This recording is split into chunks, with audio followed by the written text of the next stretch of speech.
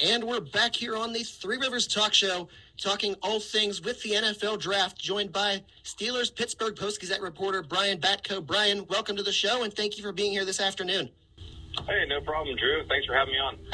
Of course. So, biggest storyline, a lot of surprises last night in the draft, whether it be trades made by teams or players selected that you didn't really expect to be taken. What would you say was the biggest surprise in your eyes from round one? Yeah, I mean, that's the thing. Even going into this draft, I think a lot of people nationally, and certainly I agreed with that, was to expect the unexpected, and yet still did not anticipate, two running backs going in the top 12, did not anticipate a guy like Jack Campbell from Iowa going 18th overall to the Lions, and, really didn't foresee somebody like Christian Gonzalez, not just making it past the Steelers, but sliding all the way down to their original pick of 17. So, yeah, I mean, I do think that it's the kind of year where there's so much depth and so much drop-off from, the first 5 or 6 prospects to the next wave, and then another drop-off after that. So I think that made for some pretty wild scenarios last night, and I don't think anybody out there's mock draft is looking too good these days.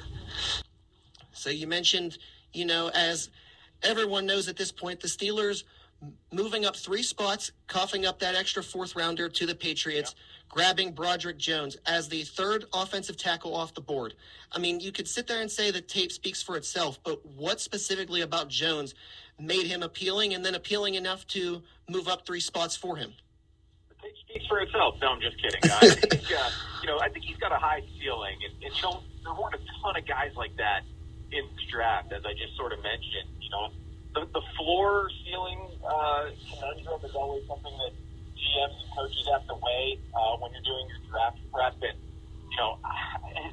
very few starts for him, relatively speaking, at Georgia, but he did do it all last season. So he's a little bit of a one-year wonder in that way, but I think he just showed a lot in that year of the potential that he has. And for me, personally, I just think when you look at every position on the Steelers depth chart, the one that was most, and McCollum put it well the other day, no glaring needs when he met with the media for the pre-draft presser on Monday. No glaring needs, but I think clearly there are some positions that could use an upgrade in terms of talent more than others. And to me, tackle, specifically left tackle, is one of those. And I don't know that there were many prospects in this draft who you feel like would be a clear upgrade of that talent other than the top 2 or 3. And for me, Broderick Jones was firmly in that territory with his combination of size, length, athleticism, and the pedigree. He was a 5-star recruit coming out of high school. Got offered by Alabama as a freshman, Georgia as a sophomore. So you're working with a pretty high-level ball of clay that you can mold there.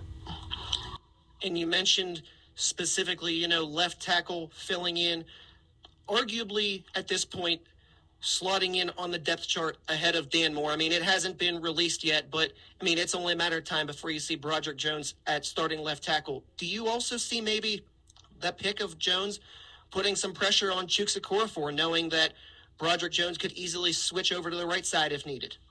And Dan Moore could potentially switch over to the right side, too, if they want to give him a little bit of runway in that position battle. I think it is going to be essentially 3 guys competing for 2 spots, and while Chuks Okorafor has maybe a little bit more reliability and obviously experience on his side, the financials are not on his side. He is going to be a very high-priced player as soon as this year, but certainly next season. So he does want to be here for the long haul, and he's still a relatively young man, despite going into year 6 in the league. When they drafted him as a project type of tackle out of Western Michigan in the 3rd round, I want to say he was only 20 or just turned 21, so he was even younger than Jones is now. But, that contract that they gave him, backloaded, as the Steelers tend to do with those big deals. So, he's going to have to hold up his end of the bargain. And, it's a 3 dogs for 2 bones situation, as I'm sure how Mike Tomlin will put it to all those guys when they arrive, and certainly when things heat up in the crowd. And you mentioned as well Christian Gonzalez falling to the Steelers' original pick at 17. When Omar Khan made that decision to jump to 14, was there any consideration from what you've heard about it being Christian Gonzalez, or was it Broderick Jones full throttle? I mean, it's hard to say. I don't really know. There obviously was interest for them in Gonzalez with the fact that they brought him in for a pre-draft visit. I think we all expect them to go corner early and maybe even often in the rest of these 6 rounds. So, I mean, I do still think they'll be targeting that position. And in the 2023 draft, if you were targeting that position, Gonzalez had to be high on your radar. So I think ultimately it made more sense for them to get the tackle because there's not, like I said at the top, there's really not many tackles in that top tier this year, whereas I think there's more depth, both in terms of cornerback types, but also talent down through the later rounds. And maybe that's another reason why they thought the value was in Jones. And if they were going to trade up for one, it would be him over any of the corners. And then in that preseason or the press conference last night after selecting Jones, Mike Tomlin had mentioned about possibly not being done, and they were considering possibly trying to trade back into the later portion of the first round. They ultimately did not. Do you see that as more of just the Steelers doing their due diligence, or was there somebody that was on their short list and then got selected, and then that kind of changed their course of action? They're probably just doing their due diligence. Nobody really jumps out to me in the ensuing 16 or 17 picks that I feel like, wow, the Steelers wanted that guy, and then he went off the board, and they didn't want to move up anymore. I think it was just a matter of, hey, if the right deal strikes us, sort of like the deal that they swung for the Jones pick, then they wouldn't turn their back on it. And that's what I think you're going to get out of Omar Khan, and Tomlin himself acknowledged that last night, that he is aggressive as a general manager, or at least he has been so far, and is being so in this first draft that he's running. And that's where I think you can see a lot of these kind of, quote unquote minor trades where you're just, you're following the value and getting the most out of it. I give him credit for moving up a few spots to get the guy they wanted, but a nominal amount of compensation to do so. We're talking to Pittsburgh Post-Gazette Steelers reporter Brian Batko right here on the Three Rivers Talk Show. You mentioned Omar Khan being much more aggressive in just his first draft as Steelers general manager. Do you see that in part being, a transition that's a key difference from the Kevin Colbert era where, the NFL's constantly changing, and now Omar Khan's just trying to catch the Steelers up to where everyone else was in the league, given that Colbert was generally complacent with not trading draft picks, especially moving up?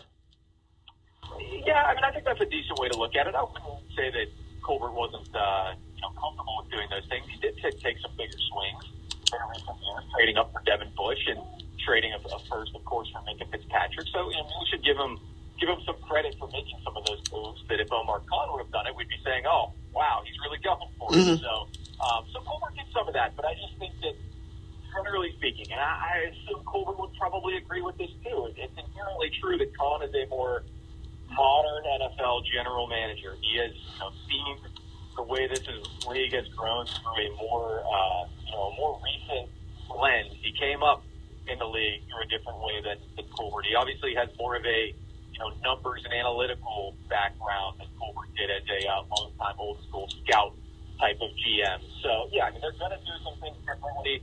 Not all of it is going to be visible to us on the outside. Who knows what they're doing behind the scenes differently. But, I just think until we get a better feel for Khan and how he's going to run things, you just kind of have to expect the unexpected. I'll use that term again because I think there's most of the NFL teams at this point are kind of hard to pin down with what they're doing in the draft stage. Info's pretty good about not leaking out, and as we saw with Will Levis, DJ Stroud, those types of guys, sometimes the stuff that does leak out isn't any good. So they played their cards close to the vest. I definitely tip my cap to them for that, and we'll see what else they have up their sleeve.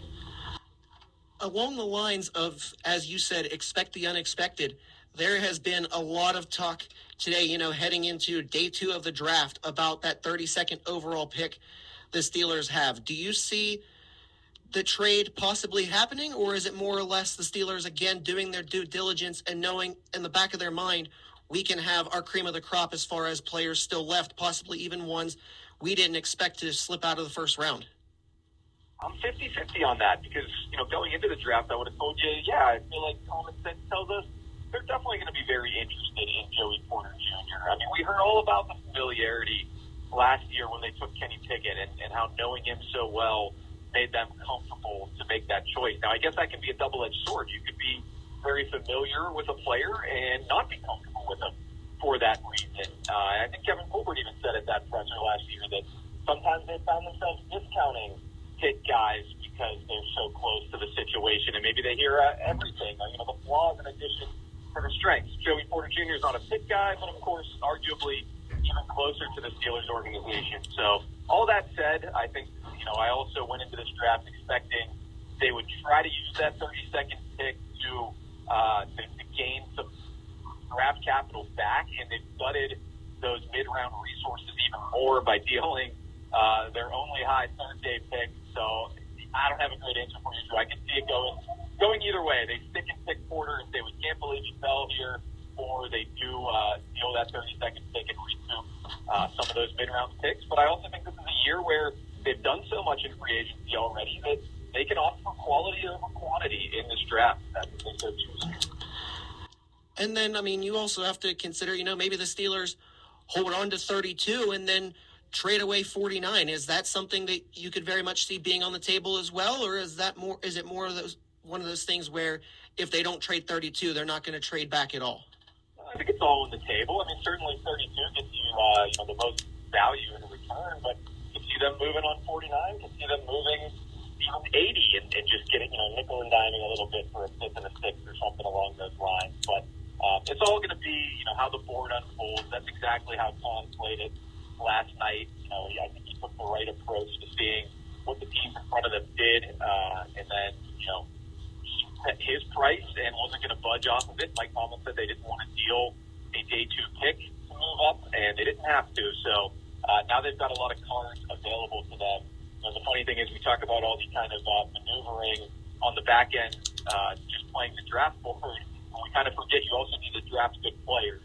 So that's kind of where Andy Weidel and Tomlin and the scouting department come in. But in terms of his job and, getting the right amount of value out of picks and moving around and putting yourself in position to get those guys that you need to be good players, I think Omar Khan's doing very, very well for himself thus far. And then one last question here for you, Brian. You mentioned Joey Porter Jr. being what would be considered as the obvious pick for the Steelers at 32, but is there anyone else that you could potentially see being on the Steelers shortlist? Maybe someone along the lines of Brian Branch, or possibly maybe another position on the defensive side of the ball? Yeah, I think Brian Branch is right up there if you're going to keep with the – I can't really see them drafting another corner over Porter Jr. at this point. That'd be very surprising to me, given the connections and the ties there, and also just kind of the consensus ranking from the grades that most of the NFL world has on these guys. So if it's not another corner, I'd say Branch is up there because of his versatility. But then also you start to look at some of the lineman/edge defender types. A few who jump out to me there are Keanu Benton from Wisconsin, Keon White from Georgia Tech, and then the one that's not getting as much buzz, but I can see the Steelers liking him, is Tuli Tuipulotu from USC. They brought him in for a pre-draft visit, and maybe I just wanted to challenge myself to pronounce that name here. You pronounced it a lot better than I would have, that's for sure. I would have had to sit there and look at it as I'm trying to say it, but you said it best. Plenty of options on the table aside from Joey Porter Jr. being the consensus for the Steelers at 32. That'll do it for us here. Brian, once again, thank you for your time, and best of luck with the rest of your draft coverage. No problem. See you, Drew. Thank you again. There you have it. Pittsburgh Steelers reporter for the Post-Gazette, Brian Batko, right here on the Three Rivers Talk Show. We'll step aside here briefly and return for some final thoughts on that discussion, along with the rest of the draft and expectations for the Steelers on the Three Rivers Talk Show.